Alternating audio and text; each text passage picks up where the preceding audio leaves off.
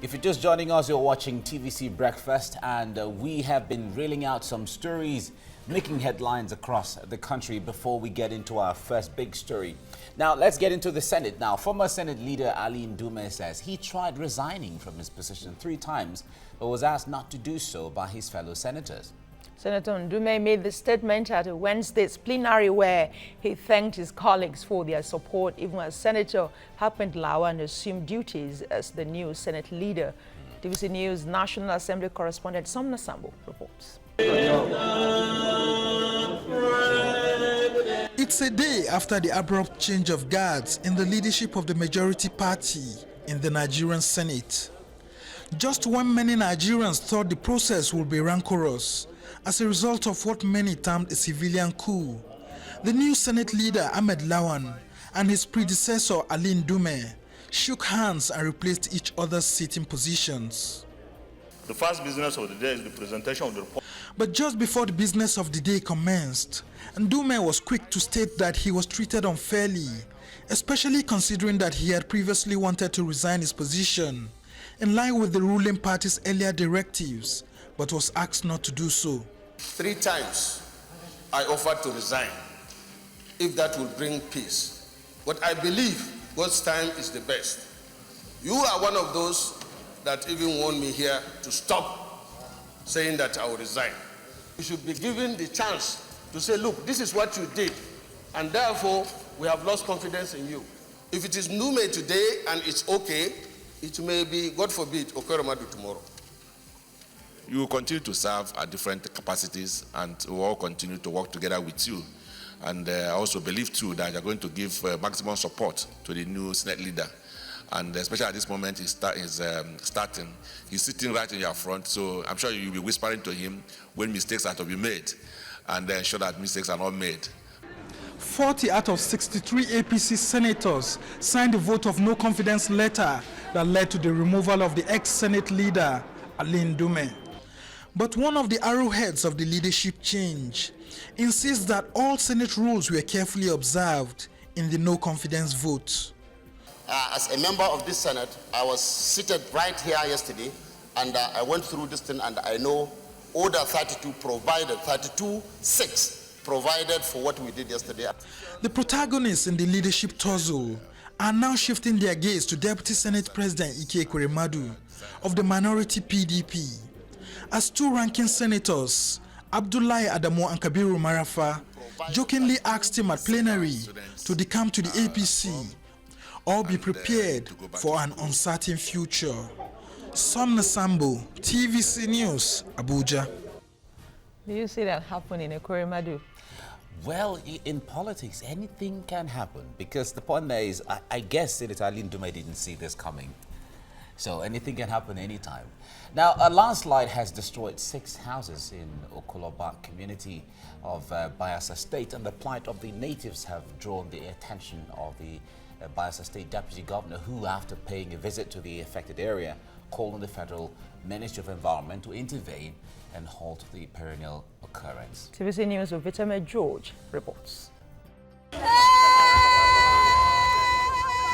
A voice of lamentation could be heard at the background while the Bayelsa State Deputy Governor assesses the extent of damage by the landslide in Okoloba community.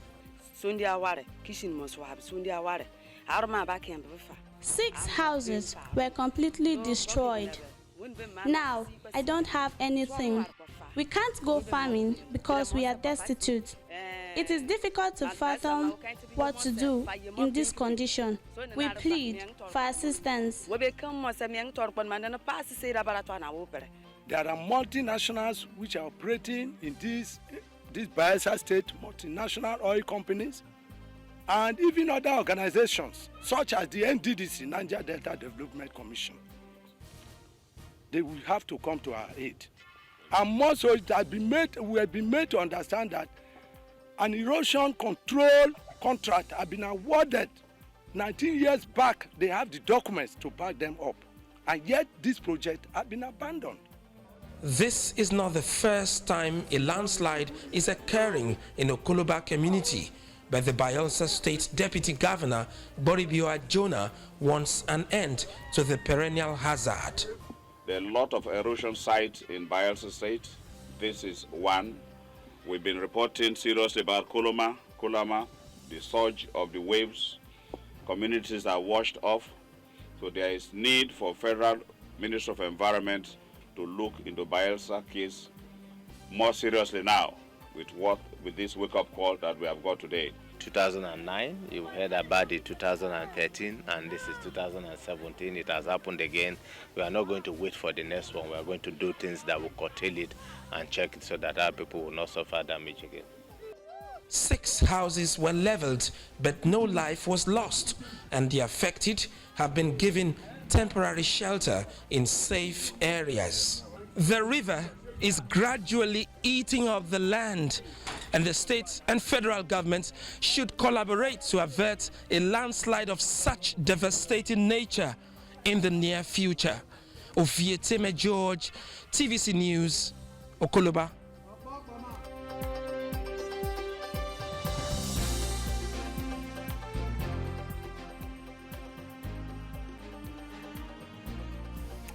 All right, those are some of the current stories giving you details of happenings across the country. Now let's start off with our first big story. Now the National Union of Petroleum and Natural Gas Workers, NUPENG, has suspended a 3-day warning strike to protest against unfavorable labor practices and lack of implementation of agreements by oil companies. This was the outcome of a reconciliatory meeting called by the Minister of Labor and Employment, Chris Ngige, and attended by the unions and the international oil companies on Wednesday. Ngige warned that the government will not accept a situation where oil companies disregard agreements freely entered into with unions. All right, getting into this now, we are joined by an oil and gas expert, Bala Zakka, who is also an expert. He'll be joining us on the phone. Now, Bala, good morning. It's good to have you on.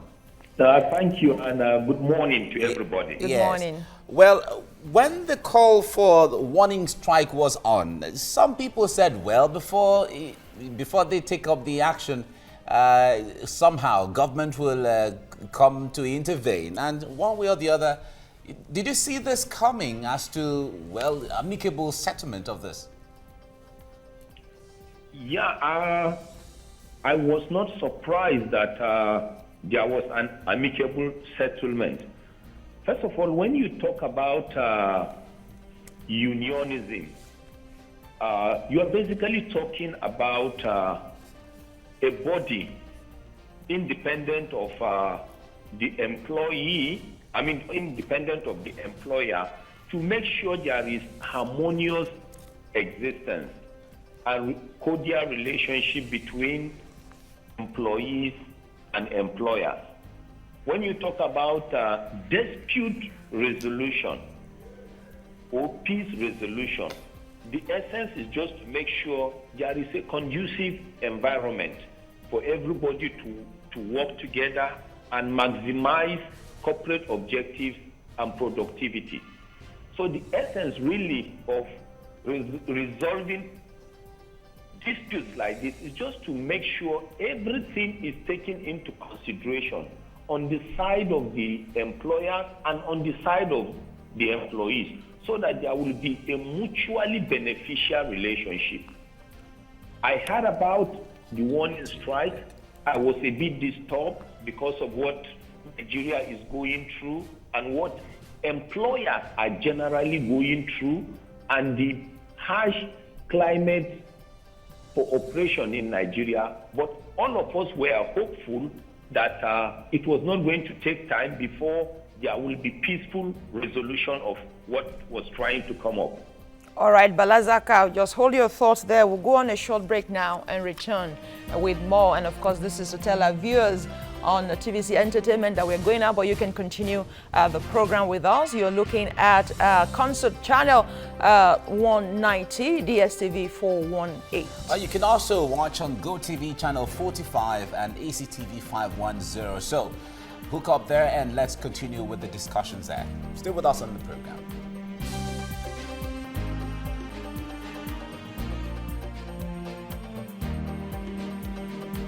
Glad to have you back. You're watching TVC Breakfast, and we are looking at the suspended strike called by the New Peng.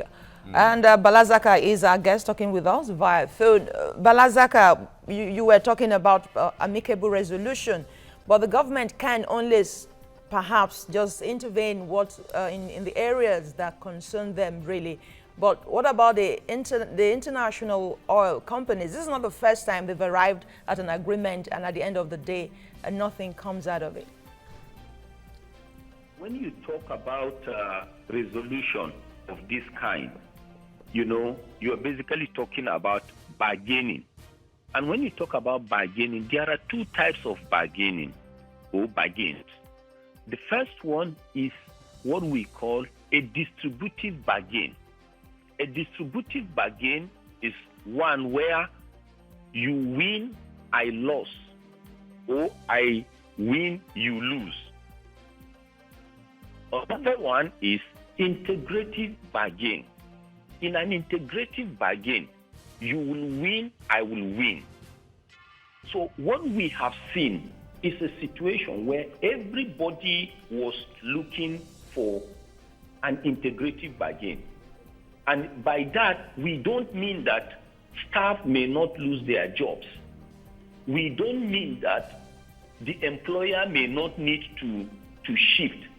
But at the end of the day, we will be hoping that there will be a conducive atmosphere.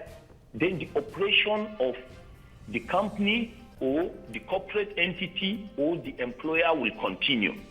And if some people will need to leave, then they need to be severed in a decent manner. They need to be compensated. They need to be appreciated because they may be needed also tomorrow. So what people need to understand is this. Whenever we hear that there is probably a dispute trying to come up between employers and employees, it does not necessarily mean that the employers want to just get rid of employees or just want to give them, or the employer will continue. And if some people will need to leave, then they need to be severed in a decent manner. They need to be compensated. They need to be appreciated because they may be needed also tomorrow. So what people need to understand is this. Whenever we hear that there is probably a dispute trying to come up between employers and employees, it does not necessarily mean that the employers want to just get rid of employees or just want to give them a treatment that is bad. Sometimes it could be due to business climate hostilities.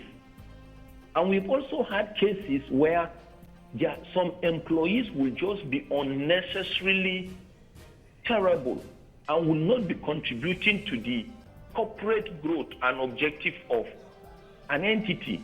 In situations like that, you need to also ease them out of the system. But as far as corporate bodies are concerned, and based on my experience in the oil and gas industry, a lot of the employers, whether they are local employers or international employers, try to do as much as they can to make sure there is peace. Because everybody knows how sensitive and important the oil and gas industry is to Nigerian economy and Nigerian image on the international pedestal. Okay, all right, we'll come back to this. Now, the Nigerian Union of Petroleum and Natural Gas Workers, as it's called, NUPENG, have embarked on a 3-day warning strike over unresolved labor issues with multinationals operating in the oil and gas industry. Now, currently, there was a call to go on strike for 3 days, but it was resolved. But this is not the first time calls like this have been made. Calls have been made in the past. In fact, warning strikes have been embarked upon in the past. But right now, Nigerians feel they're seriously tired of such kind of strikes sometimes. NUPENG has had a running battle with international oil companies over alleged indiscriminate sack of workers without benefits, casualization, refusal to allow workers join unions, among other unfair labor practices, including breach of Nigerian extant labor laws in their divestment exercises. Now, other issues are the non-payment of terminal benefits to 48 contract workers and 250 contract workers terminated in Lagos and Port Harcourt by the Nigeria Ajip Oil Company. The refusal of ExxonMobil to reinstate the 200 NUPENG members it sacked in spite of the ultimatum jointly issued by the two major unions in the oil and gas sector. Non-implementation of annual salary increase for NUPENG members in Pan Ocean Oil Corporation Nigeria Limited from 2014 till date. Another oil company, Tech on Oil Services Management, reneging on its communique signed with the union on offloading the severance benefits of its members working in the company, among others.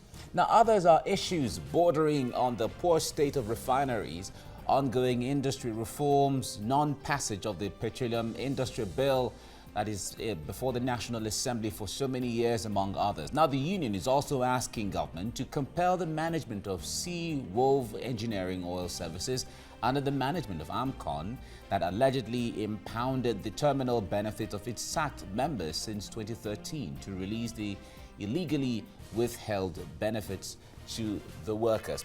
Now, let me also let you know that we are expecting the national president of the Nigeria Union of Petroleum and Natural Gas Workers, Igwe Acheze. But let's play back he highlighted some of the issues in the industry. Let's listen to the national president and then we go ahead. It's unfortunate that as we speak to Nigerians that the fraudulent activities of AMCON is yet to be brought to the notice of the Nigerian public. It's very unfortunate. We've had issues where Nigerians' monies are being tied down in trillions in the name of buying over of bad debts. Also making Nigerian workers to lose their jobs across the entire oil and gas sector. And that we're saying no. Government should quickly move in to see how they can address this issue of buy over debts from AMCON, and the way workers can also be, their rights and privileges can be paid back to them. Rights of workers. Now, some of the issues highlighted by NUPENG president at the time the warning strike was to kick off. Those are some of the issues he talked about there, the rights of workers. But let's bring in Bala Zakka in here. We're still expecting the national president to join us in our Abuja studio, and then we ask some questions because he needs to enlighten Nigerians more on some of these issues. Now, Bala Zakka, some opinion from Nigerians is that unions in the industry are holding the country to ransom when they have their issues with the oil companies sometimes. What do you think about that? No, it's not exactly correct. Unions are necessary. Unionism is necessary. In fact, when you have good unionism, it trains, it brews people that grow and even become national as country. So to come out and just say unionism is not needed may be wrong. And always have it at the back of your mind is that there are some employers that are generally just bad employers. They treat their workers or staff as slaves. Then you also have some employees that are also bad and will always want to destroy the progress of their employers or their companies. So in both cases, you need the unions. You see, you highlighted some of the concerns of NUPENG, and you mentioned some companies that are already or were having concerns or issues with their employees. I can confirm to you that some of those companies that were mentioned were truly having difficulties due to the business climate hostilities in Nigeria. And because of that, they could not also meet up with some of the social or contractual obligations they had with their employees. And I'm aware of that. A lot of us knew what was happening in the Nigerian oil and gas industry. Drilling campaigns have gone down. Nigeria is probably the major company in Africa or in the world having oil companies whose activities are seriously down and low. And since that happened for more than a year, many of these companies have been struggling to keep moving. So in situations like that, if they want to sever staff, you cannot say they are wrong or they shouldn't do that. But there must be a decent way of easing out some of those staff, because if things improve, some of those staff are likely to be called back. Then there are other aspects again that have to do with also the government. You had them talking about the refineries, you had them talking about the petroleum industry bill. If you pass the petroleum industry bill, it will come out with procedural, legal, and regulatory standards on how to run the oil and gas industry in Nigeria, because the laws we have are obsolete. So whichever way you look at it, we are talking about peace resolution here, not necessarily conflict resolution. And peace resolution and dispute resolution are needed for the corporate survival of every corporate entity, and also the welfare of all staff, and also the general conducive environment for everybody to thrive. All right. Okay, the issue of AMCOM debt buyback, what do you think the government should do about that? That is out of the company's hands as it is right now. Exactly that. You see, the issue of AMCOM is truly out of the company's hands, and that is why the government needs to say something. And sometimes when you request or you want your government to open up or say something, it doesn't mean you will get the solution immediately, but you will want to know what the government is doing to resolve the problem. Because we knew that due to these buyback issues and concerns and debt issues, a lot of companies or corporate entities were thrown into liquidation. And because they were thrown into liquidation, they didn't have an option than to lay off their staff. But apart from that, even for bodies that already exist, I can tell you the government needs to do more. In the public sector, we are seeing what is happening with the case of pensioners. All of us see that. As I'm speaking to you currently, I am also a victim of something that is happening within the public sector that has to do with payment of gratuity and payment of benefits. As I'm speaking to you right now, I lost my wife 3 years ago. And she was, 4 years ago, and she was a civil servant. Till today, I have not been given 1 kobo from whether the pension fund administrator or PENCOM. Till today, there is even no badge number for my wife. And when you call PENCOM, they will tell you that there is no badge number. And even if they have the badge number, there is no money from government to pay. So when you look at it, even on the public side, we have concerns. On the private sectors, we have concerns. And that's why we talk about peace resolution and dispute resolution, because they will always exist. They are part of corporate existence. But it is the management that will bring about peaceful work environment and making sure both parties are fairly treated in the spirit of integrative bargain. All right, Bala, we'll come back to you on this. Now, let's go on a break, and then we come back to continue on the program. And don't forget, we're expecting the national president of Lupeng to join us in our Abuja studio on this discussion. Stay with us.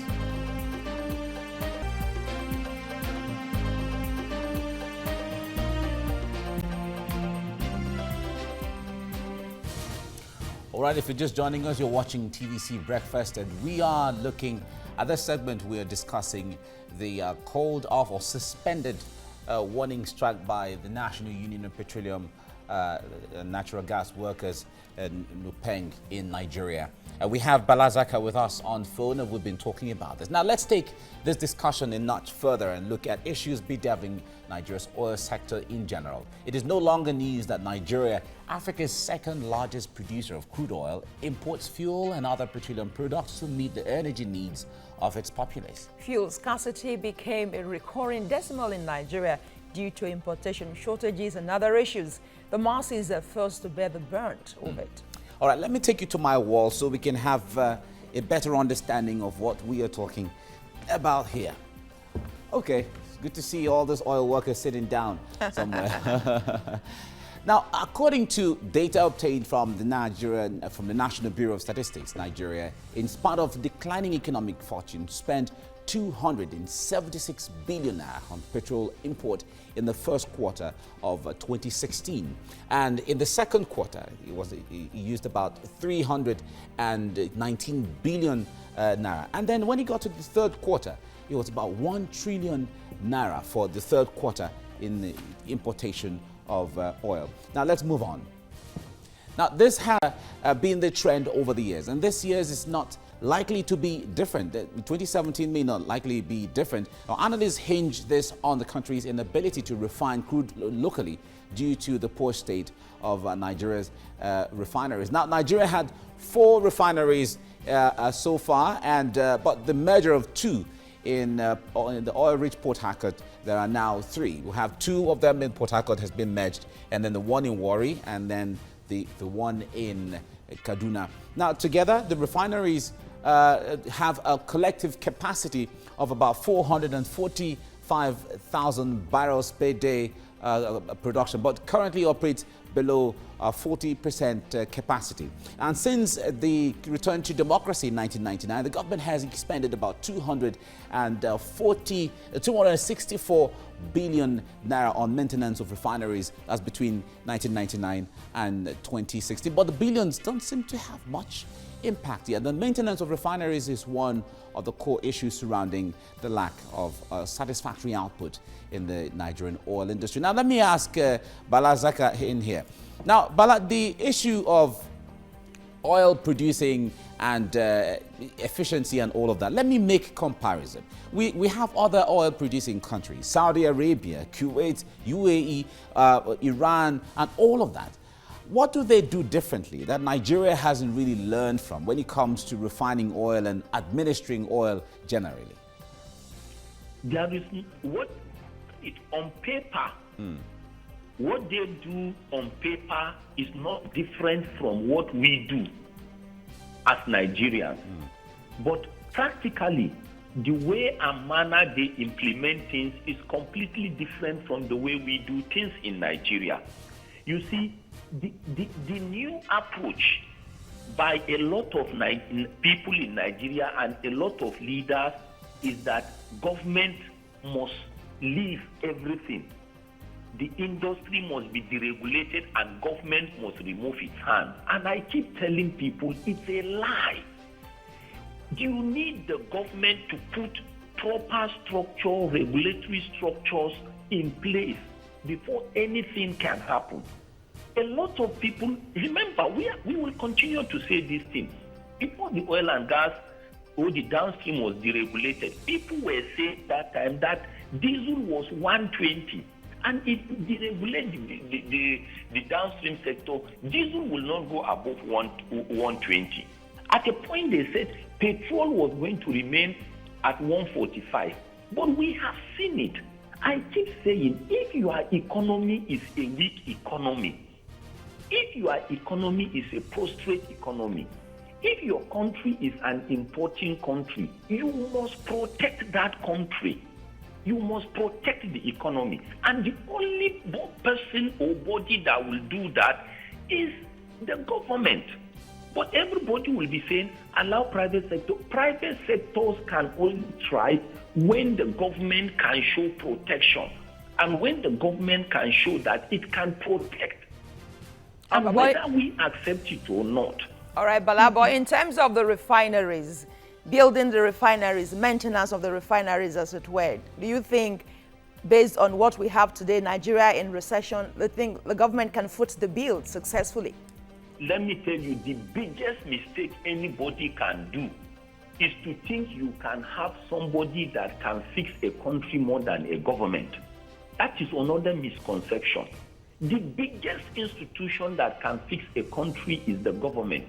Any country you go to, anywhere you go to, the first thing you do is you will find out how that country is in terms of protecting its citizens and in terms of coming down to fix issues. It's just like when you were talking about this Boko Haram and whatever. No matter the number of security companies or private security firms you bring into Nigeria, they cannot fix Boko Haram issue. It's the government that must take steps and show that they can stamp out Boko Haram. So when you talk about your refineries, first of all the oil wells, all the oil blocks, the licenses, who is in charge? It's the government. Private sectors are good, but even private sectors rely on government to provide them with a conducive environment. Private sectors will only talk to government to make sure they respect joint venture cash calls, to make sure they pass petroleum industry bill into law, and to make sure there is equity when you are talking about licenses distribution for setting up refineries. But before you do that, as a government, you too will prove to anybody, investors, whether local or foreign, that you as a government can do it, or you can support them or guide them to achieve it. In Nigeria, we are telling everybody is saying government should get away, we will run it ourselves. Nobody does that. And always remember, we are a third world country. When you boost the economy to a point where there is internal competition, then government can pull out. When I use the word protection, all I need is, at this difficult moment, it is only the government that can stamp its feet on the ground and get things moving. Yeah, but Baladi, as at this time as it is right now, it is becoming more difficult for government to keep on with the expenses, rather, of the refineries, and they're not as functional, they're not as productive. Now, all the refineries are working below capacity. Don't you think that government removing its hands should be a little better than trying to be protective? No, it's not correct. Let me tell you, the reason why you think things are not working is because government does not bring out appropriate punishment. If you bring out appropriate punishment, everybody will keep up. Let me tell you what a lot of people probably don't know. When you go to this NNPC we talk about, it has so many subsidiaries. If you go to anywhere in this world, the people working in refineries in other countries, the other national working, they are not better than our own NNPC staff. I've never worked for government in Nigeria, but I've worked in the US, I've worked in the UK, I've worked in Singapore, and we meet with this NNPC staff. When we go there for training, they are as intelligent as every other citizens or staff you can talk about. It is the necessary punishment and reward that is not there. That is where we are making the mistake. When you go to Kingdom of Saudi Arabia and you hear how Saudi Aramco is working, Saudi Aramco is the equivalent of NNPC. There are more than 100 Nigerians that are credible Nigerians working there. It's because the government of Saudi Arabia has shown that those things will work. Then when it is working, then all other investors around the world will go there to want to invest. And let me tell you something. I had the opportunity of being a country manager and an international manager. Every time we go for regional meetings, we are always told that our company has money to invest around the world. All we need to do is to go to our respective regions and look for opportunities. People are ready to come in and invest in Nigeria, whether they are local or foreign investors. But it is the Nigerian government that will show that they can stamp out corruption, they can protect people's investment, and they can provide the necessary security. All right. And all those people we're talking about can be found within the NNPC and other companies. Okay, Bala Zakka, good to know. We'll come back to you just after this break. Do stay with us for more on TVC Breakfast.